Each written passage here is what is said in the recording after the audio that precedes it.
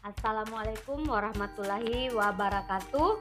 Jumpa lagi dengan saya Ibu Mahrani dengan materi pengaruh iklim terhadap persebaran flora dan fauna di Indonesia.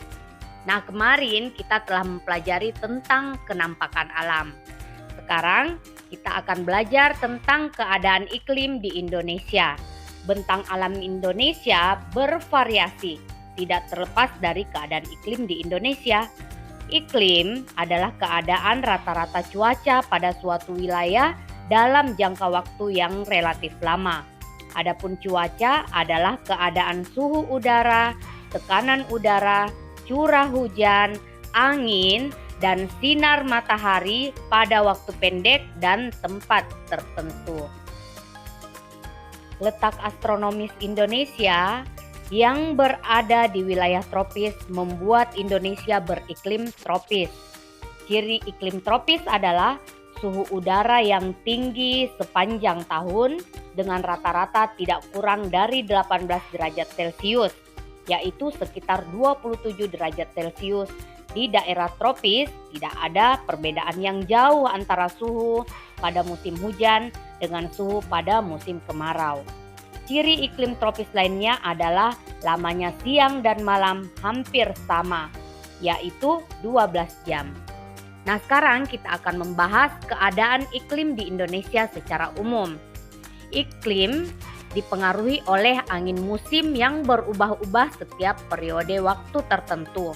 Biasanya satu periode perubahan adalah 6 bulan sekali. Nah, iklim laut terjadi karena Indonesia memiliki wilayah laut yang luas. Iklim Indonesia sangat dipengaruhi oleh laut dan lautan. Laut dan lautan Indonesia mengakibatkan tingginya penguapan. Wilayah yang memiliki tingkat penguapan yang tinggi juga akan memiliki curah hujan yang tinggi. Kemudian iklim yang kedua yang ada di Indonesia adalah iklim panas. Terjadi karena Indonesia berada di daerah tropis. Suhu yang tinggi mengakibatkan penguapan yang tinggi dan berpotensi untuk terjadinya hujan. Nah, musim penghujan biasanya terjadi dimulai di bulan Oktober hingga April. Sedangkan musim kemarau dimulai dari bulan Mei hingga September. Tahukah kamu bahwa bentang alam, kondisi fisik wilayah, dan keadaan iklim berpengaruh terhadap besar dan beragamnya flora dan fauna? Begitu juga yang terjadi di Indonesia. Nah, sekarang persebaran flora di Indonesia terbagi atas dua bahagian. Yang pertama adalah Indo-Malayan. Nah, Indo-Malayan ini ada di Kalimantan, Sumatera, Jawa, dan Bali. Kemudian yang kedua adalah Indo-Australian. Nah, flora yang ada di Indonesia sekaitan dengan Indo-Australian itu tepatnya berada di Sulawesi, Maluku, Nusa Tenggara, dan Papua. Karakteristik Indo-Malayan biasanya jenis meranti-merantian itu sangat banyak. Kemudian terdapat berbagai jenis rotan. Tidak terdapat hutan kayu putih. Selanjutnya jenis tumbuhan matoa sedikit jumlahnya. Tetapi jenis anggrek juga sedikit jumlahnya. Kemudian terdapat berbagai jenis nangka. Tapi tidak banyak tumbuhan sagu. Sedangkan karakteristik Indo-Australian, jenis meranti-merantiannya hanya sedikit. Kemudian tidak terdapat berbagai jenis rotan, tetapi terdapat hutan kayu putih. Kemudian juga terdapat berbagai jenis tumbuhan matoa. Jenis anggrek banyak terdapat di situ, namun tidak terdapat jenis nangka. Nah, tetapi banyak terdapat tumbuhan sagu. Bentang alam yang bervariasi dan luas yang terpisahkan ke dalam pulau-pulau juga membuat beragamnya fauna di Indonesia. Anak-anakku, sekarang coba amati bagan persebaran fauna di Indonesia berikut ini.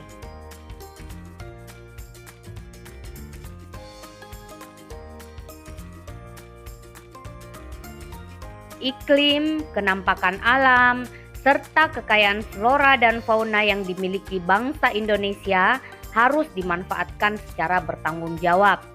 Tiap kali pemanfaatannya juga harus memikirkan mengenai dampak yang ditimbulkan disertai dengan upaya pelestariannya. Selain itu, pemanfaatannya pun harus disesuaikan dengan kebutuhan. Kita tidak boleh memanfaatkan kekayaan potensi alam yang dimiliki Indonesia secara sembarangan. Ada sebagian kekayaan alam yang tidak bisa diperbaharui. Misalnya saja berbagai macam bahan tambang seperti emas, batu bara, minyak bumi, timah, dan lain-lain. Bahan-bahan tersebut memiliki keterbatasan jumlah yang suatu saat akan habis.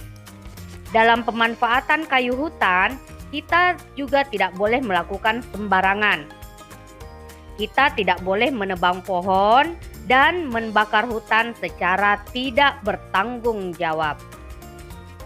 Jika penebangan hutan dilakukan terus-menerus tanpa adanya usaha pelestarian, maka yang terjadi adalah perubahan iklim yang memicu terjadinya global warming atau meningkatnya suhu bumi, hilangnya habitat hidup berbagai flora dan fauna, punahnya jenis-jenis flora dan fauna tertentu, menyebabkan terjadinya banjir dan tanah longsor. Adapun pembakaran hutan yang dilakukan secara tidak bertanggung jawab akan mengakibatkan terjadinya bencana kabut asap serta hilangnya habitat hidup berbagai flora dan fauna dan punahnya jenis flora dan fauna tertentu. Oleh karena itulah, kita harus mengembangkan sikap dan perilaku yang baik yang sesuai dengan nilai-nilai luhur yang terkandung dalam sila-sila Pancasila. Nilai-nilai tersebut dapat kita terapkan dan kembangkan dalam kehidupan kita sehari-hari, baik dalam memanfaatkan potensi kekayaan alam Indonesia maupun pada saat melakukan interaksi dan sosialisasi dengan sesama. Nah, menurut coraknya, fauna Indonesia dikelompokkan menjadi 3, yaitu fauna bagian barat, fauna bagian tengah, dan fauna bagian timur. Anak-anakku, cukup sekian materi hari ini. Ibu berharap anak-anakku dapat memahami materi ini dengan sangat baik, kemudian sebentar dapat mengaplikasikan dalam kehidupan sehari-hari. Terima kasih. Ibu akhiri dengan ucapan wassalamualaikum warahmatullahi wabarakatuh.